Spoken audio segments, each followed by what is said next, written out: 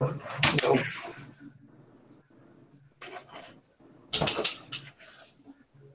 All right, I think it's One second. All right. So for this week,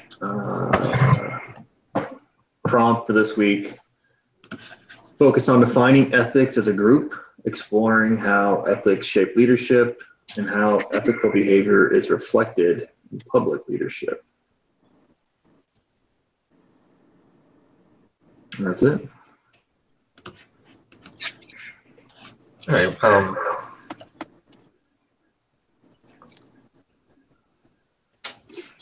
There's so many different ways to view ethics. Different. I know we were talking before we went live about all the different times ethics are brought up in comms classes, and it's really. Does anybody have? I know there's like utilitarianism, and is everybody familiar with that? I don't know if that's in the book, is it? Do we know? No.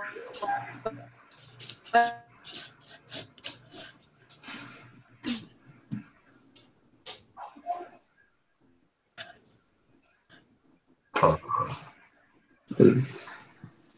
Ethics, nature is complex and controversial thing. I mean, you're presented with ethical situations.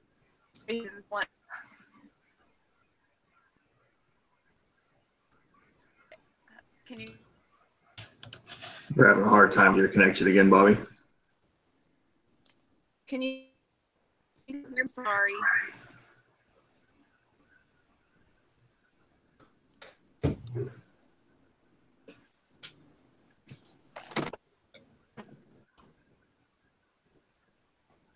I think we lost.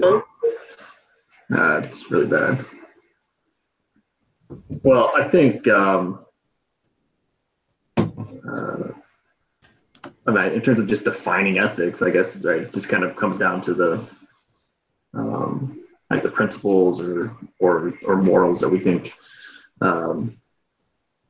we should follow or act on. Let's basically do what's right. I think it's kind of just at the basics of it. Yeah, but I think that's problematic because all cultures view what would be an ethical decision differently, and what I was meaning to bring up with like utilitarianism and stuff is there's different ways of looking at something as ethical. Sure. And how do you make a decision, and how do you define if that decision was an ethical one? I mean, there's different ways of looking at it. Is it your intent? Is it the result? Is it, so I think that's really difficult. I think in the United States, from a business perspective, that's a little easier, but overall, it's really hard to say, yes, this is ethical universally. Yeah, agreed. It's definitely a subjective measure, right? So everybody's going to view it a little differently. I think from a leadership perspective, I think it's important that top leadership kind of sets whatever those principles are going to be for the company. And those may vary from company to company to a certain degree. And then I think it has to be kind of a top down where if leaders aren't following whatever those principles are, then the expectation of followers to follow them is never going to really happen. Yeah. And I think from a certain perspective, I'm not saying a good leader could like make terrible, mean, awful decisions. So, I mean, they have in the past and been effective. Sure. But I think it's almost consistency.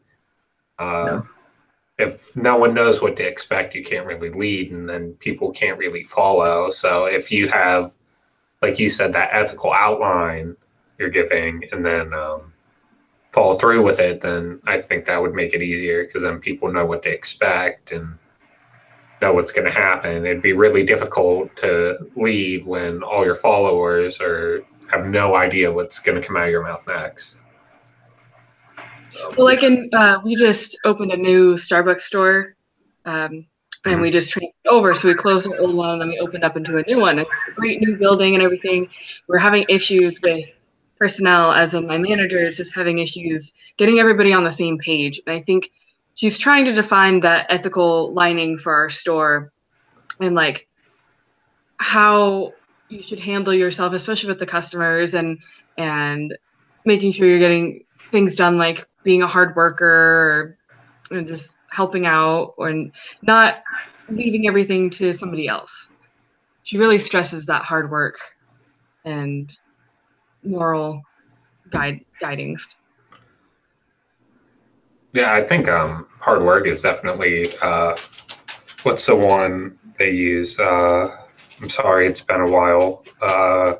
Virtue ethics, and I think being hardworking is one of those. And I think that's considered, especially in our culture, hard work's respected and looked on as ethical. I think not trying your hardest could honestly be considered a little ethical or not looking, not trying to work. I mean, not having a job is pretty frowned upon in the United States, even if you have a legitimate reason for not having one. Yeah. Real quick, before I start saying anything, can you guys hear me this time? Yeah, we can hear you. I can hear you now, yeah. I'm so sorry for my connection issues. And I was just going to say earlier too, and it kind of goes into right now, that's just that's what ethics are all about too, is just, you said something about the subjectivity earlier, and you think about having an ethical dilemma. It's not because one thing's right or one thing's wrong. It's maybe whatever the motivation is behind it, or whatever the outcome, the desired outcome is. And it's usually one person wins, one person loses. And I think generally we want it to be a win-win, right? So just by the nature of the beast. And I just wanted to add that from earlier. I'm so sorry. It's okay. No, I think that's a good point too. You start talking about ethical dilemmas and stuff, and then as a leader, oftentimes you're stuck in a situation where, you don't have a good and bad choice per se. You've got two bad choices to where you're stuck, and you have to decide which choice is least, poor, which choice will have the least impact.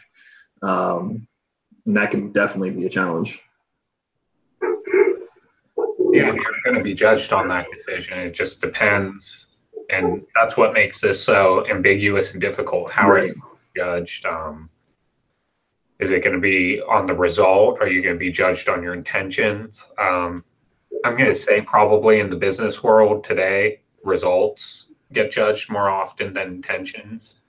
Well, I take that back. If something goes wrong, they judge the results. But if something goes well, they negatively judge the intentions. So it can be a catch-22.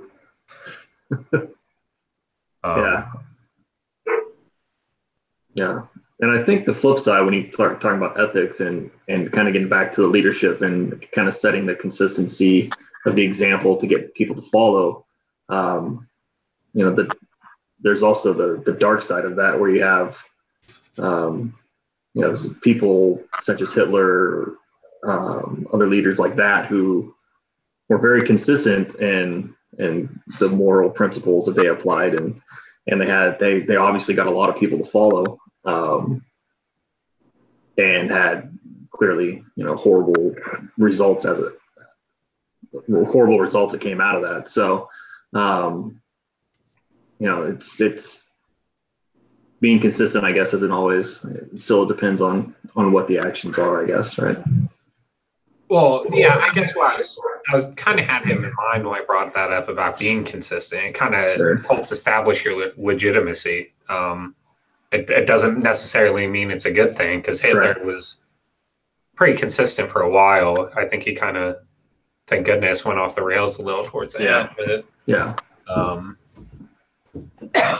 yeah, so I think that's a big part of not necessarily being ethical, but being a good leader. And then I think as a follower, I think that kind of, where we get kind of away from ethics and it becomes more about just your morals as a person. And ideally, I guess you want to think that everybody has some kind of moral ground where at some point they'll stand up and say, that they can't do whatever it is, or they can't go there, or something's just too much for them. But obviously that can be a very hard position to be in. Yeah, and I think the book points out it attributes it to two different people. Actually, it attributes it to Richard Mead and then Hofstede. But ethical universalism in the United States, we definitely have a tendency to project our values and ethics onto other countries and cultures. Yeah. I think that's why America feels the need to just save other countries and why we're so involved in other countries. Yeah, we definitely project our values and our culture on others, for sure. Yeah. Whether it's our media or through involvement in other countries, for sure. And we're also the most charitable country in the world year after year. So kind of amazing to think about. I think that is interesting to point out too, because when talking about our culture and talking about how we value hard work and, people put in at some jobs 60, 70, 80 hours a week. In European countries, they value more of a balance where, they have an 8-week holiday, or work is not life. They do what they need to do to get by and to, have their economy do what it needs to do. But with as much as we work, people don't look at it the same way we do. They don't think it's admirable. Yep. It's definitely in our culture. It might be the wrong word, but immoral or unethical to not work. I brought that up earlier, and has anyone ever felt guilty calling in sick? I have, even though I had a good reason to. Yeah. But that's just being an American, I guess. Well, and I guess how we perceive others who also call in sick, and you're like, are they really sick though? And yeah, every time. Yeah, you always assume. No unreasonable. Yeah. Yeah. So how would we define ethics? Doing the right thing or the wrong thing for the right reasons, or the wrong reasons, whatever. It's too subjective to give. I think it's too subjective to give something universal. Yeah. Because I think we tried at the beginning of the discussion. You may have cut out, but what's the reasoning? Do you judge on intentions? Do you judge on results? The person, I don't know what's said, what the person's thinking to themselves. It's impossible to know. It's just impossible, I think. Yeah. There's some things I think are pretty obviously unethical, but then again, that varies from culture to culture. Good and right don't always mean the same thing. I'm sorry? Good and right don't always mean the same things either. So if your goal is to do a good thing or your goal is to do the right thing, they might be mutually exclusive in one scenario. Yeah, I agree. It just depends on what you look at it. You may have to do something that's bad but benefits the greatest amount of people. What's that thing where they talk about the train tracks and there's trains going towards 4 people on train tracks, and then there's a switch and you can revert it and it'll hit one person. So if you do nothing, it'll kill 4 people, but if you change the tracks, it'll kill 1. So obviously, if you'd be directly killing the 1 person, but you'd be saving 4 people. And I forget what train track dilemma. I think I had somewhere along one of my military leadership classes. We did that. And I think the way they presented it to us was so the track it's on, it's going to kill 1 child, or you can switch it and divert it and it'll kill 4 adults. And then, so what do you do? And that gets back to you've got 2 really crappy choices. Yeah. And it's also not like with the train, well, and that one, and the example you gave, you're not the cause of the one person getting hurt. You didn't do anything. It's just Right. happening. You just have the ability to stop it. Yeah. So, But then you directly be killing someone else. So, yeah, it's just, I thought it was odd that, honestly, I thought it was odd that the prompt said that. It's just too difficult.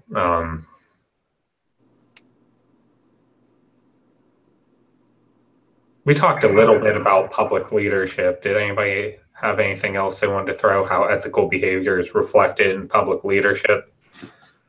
I think we touched on that a little bit with, well, not the best politicians. We talked about Hitler a little, and we talked about how in the United States, it seems like when a corporation, the leader of a corporation, CEO, makes a decision, if it goes poorly, they're judged on the result, but if it goes well, they're judged on their intention. So Public leadership, it adds a whole other layer of difficulty because, like you're saying, if the results are good, nobody's going to question it. But then you've got media to contend with, and so even if the results are good, if the media or if the public doesn't like you, or the leader rather, they're they could find anything. So I think my father-in-law said it the other day. He's an avid Trump supporter, and he's like, Trump could find the cure to cancer, and people would find something wrong with it. So just the point being that public leadership, you're under the microscope, and people are watching every little move. So ethics becomes even more subjective, I guess, and even more scrutinized because there are so many different people watching at that point. well, yeah, and as a country, we're so divided on everything. It's not even in this country. People disagree on how to make things better. It's one side wants to make it worse, which is just obnoxious, but that's how we are. Yeah. But